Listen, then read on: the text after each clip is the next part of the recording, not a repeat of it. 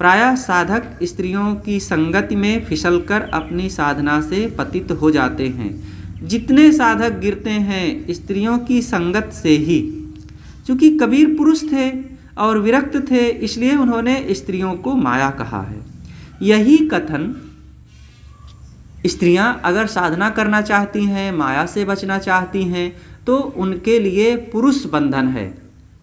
क्योंकि पुरुष भी अपना हाव भाव और प्रलोभन आदि सामने रख कर के नारियों को फंसाता है, और नारी के लिए पुरुष बंधन है।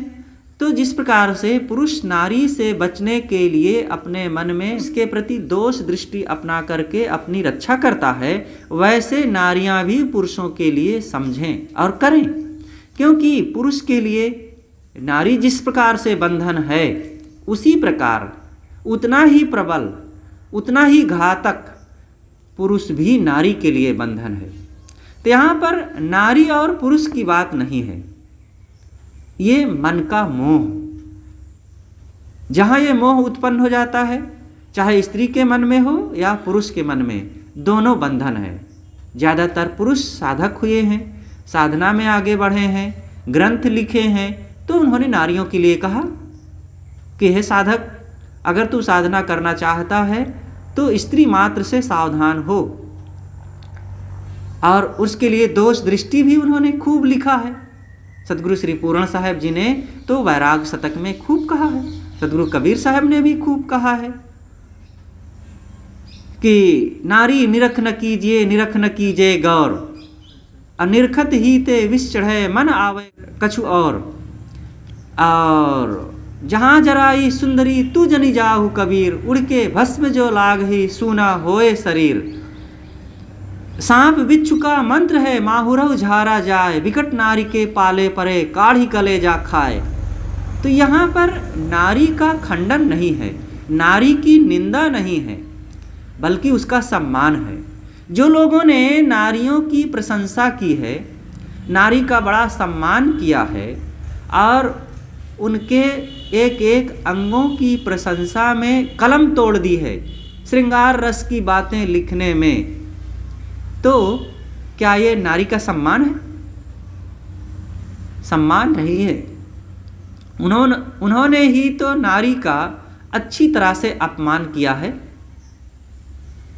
उनके एक एक अंगों का वर्णन किया है। गर्दन को कहा कपोत ग्रीवा है, और गाल को कहा कर कमल है, चांद की तरह चमकता है, और उनकी आँखों को कहा चमेली के फूल की तरह चमक रहा है।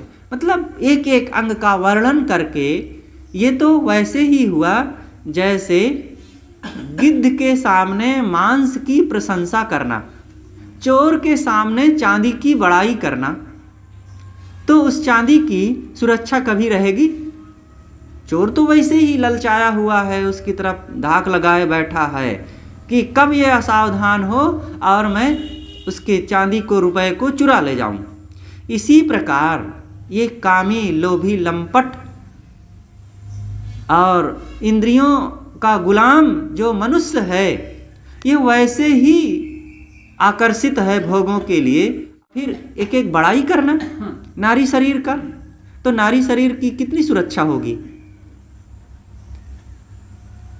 संतों ने ही नारी का सम्मान किया है और वो कहा कि किधर तुम आकर्षित हो रहे हो, क्या रखा है उसमें?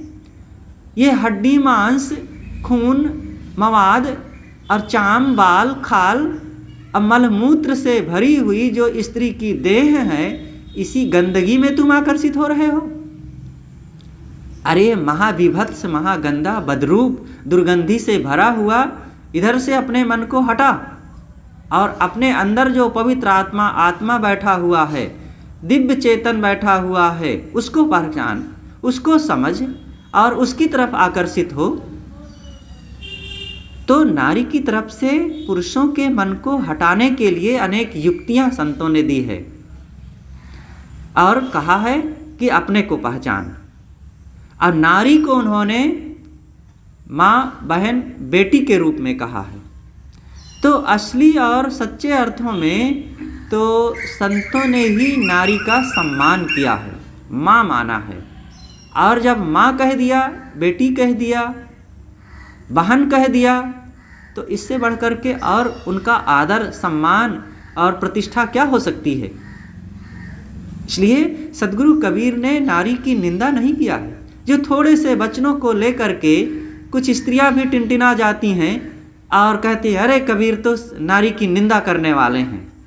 निंदा नहीं, वे समझें किसी बात को गहराई से, नहीं तो फिर जिन्होंने प्रशंसा किया है उन्हीं की वाणियों को लेकर के और खूब अपने बाल खाल को सजाएंगी और फिर लुटेगी दुनिया में।